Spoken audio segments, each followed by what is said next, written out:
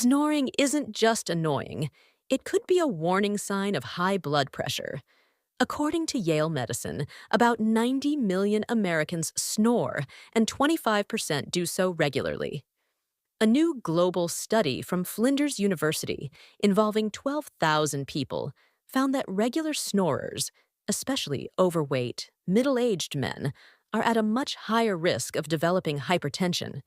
Using under-the-mattress sleep trackers over 9 months, researchers discovered that those who snore frequently were nearly twice as likely to have uncontrolled high blood pressure. The risk was even greater for those who also had sleep apnea. High blood pressure can lead to serious issues like heart disease, stroke, and kidney problems.